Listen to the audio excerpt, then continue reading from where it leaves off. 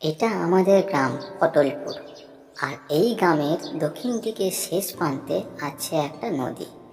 আর এই নদীর ওপারটাতে থাকে এক ভয়ঙ্কর শাঁকচুন্নি, যার খপ্পরে পড়েছিলাম আমি আর টুনি। কি করে শাঁকচুন্নির হাত থেকে বাঁচলাম আমরা, তার জন্য ভিডিওটি দেখতে থাকুন।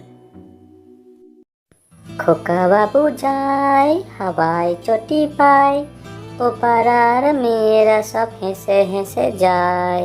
খোকা বাবু যায় হাওয়ায় চটি পায়, ও পাড়ার মেয়েরা সব হেসে হেসে যায়। অনেক তো বেলা হলো দাদু ভাই, আজ স্কুলে যাওনি? স্কুল না ঠাম্মি, স্কুল বলে স্কুল। আজ তো রবিবার, রবিবার কেউ স্কুলে যায় নাকি? তুমি তো কিছুই জানো না দেখছি। ও, আজ তো রোববার।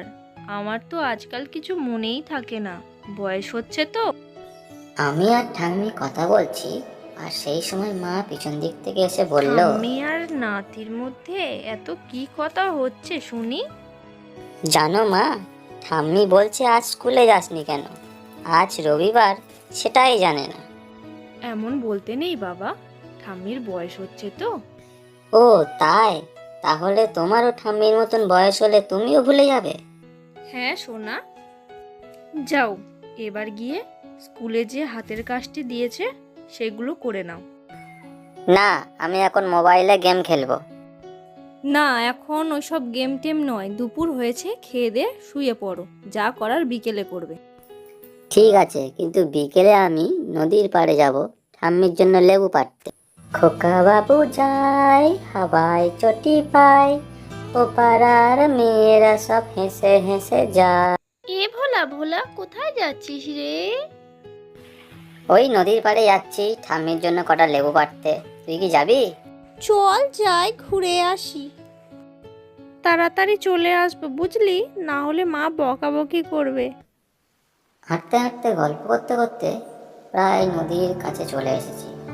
এবার একটা জায়গায় দুজনা বসলাম, বসে বললাম, জানিস টুনি, আগে এখানে কত পাখি দেখা যেত, এখন পাখির সংখ্যা এত হঠাৎ কমে গেল কেন কি জানি। ওই দেখ, শুধু দুটো পাখি দেখতে পাচ্ছি। হয়তো তারা অন্য কোনো জায়গায় বাসা বেঁধেছে, তাই এত কম পাখি দেখা যাচ্ছে। ঠিক বলেছিস, এটাও হতে পারে তারা অন্য কোথাও গিয়ে বাসা বেঁধেছে। চল এবার বাড়ি যাই, সন্ধে হয়ে আসছে, না হলে মা বকাবকি করবে আবার। চল, তার আগে নদীর ওই পাড়টায় লেবু গাছটা আছে, কয়েকটা লেবু পেড়ে আনি। ঠাম্মি বলেছিল আসার সময় লেবু পেড়ে আনতে। আমি লাফিয়ে লাফিয়ে লেবু পাড়ার চেষ্টা করছি, আর তখন টুনি বলল, ভোলা চল, সন্ধে হয়ে যাচ্ছে, নদীর এপারটা কিন্তু ভালো নয়।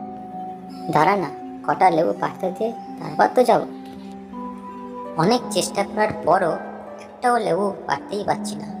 এই দেখে টুনি আবার বলল, ভোলা পারতে পারবি না, লেবুর ডাল অনেক উঁচুতে, সন্ধ্যা হয়ে আসছে, চল বাড়ি চল।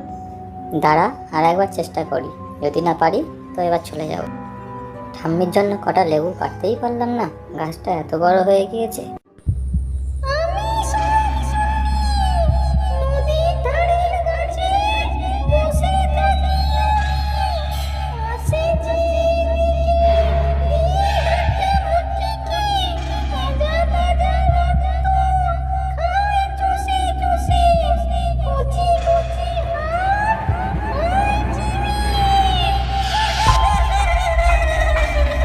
কেমন জানি আমার গাটা ছমছম করছে।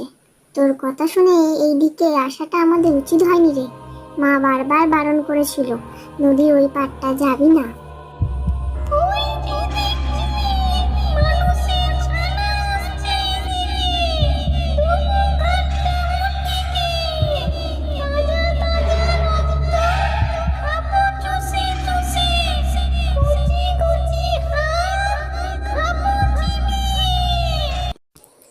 তুই ঠিক বলেছিস, আমাদের এদিকে আসা উচিত হয়নি। আমার গাটাও কেমন ছমছম করছে, মনে হয় যেন কেউ আমাদের লুকিয়ে লুকিয়ে দেখছে।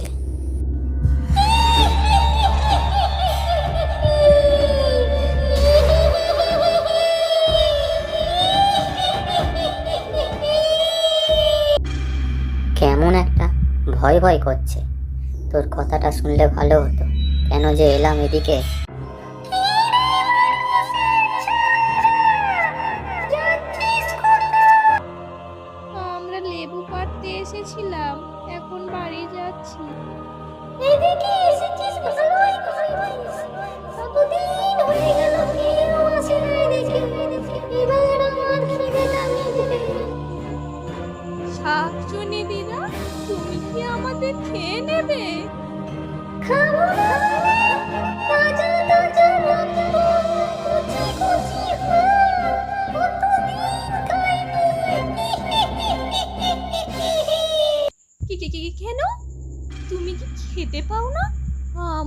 পাবে বলছো?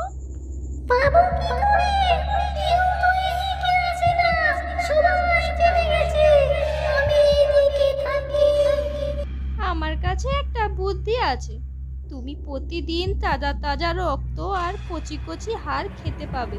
যদি তুমি আমাদের ছেড়ে দাও তাহলে বলতে পারি।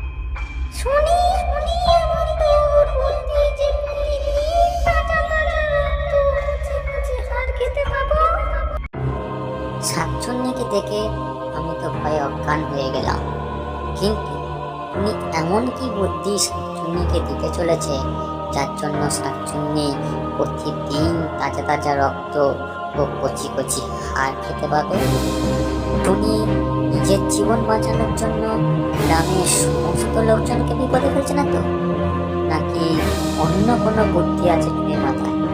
সেটা দেখার জন্য আমাদের এই ভিডিওটার পরবর্তী ভাগ দেখতে থাকুন এবং চ্যানেলটাকে সাবস্ক্রাইব করুন।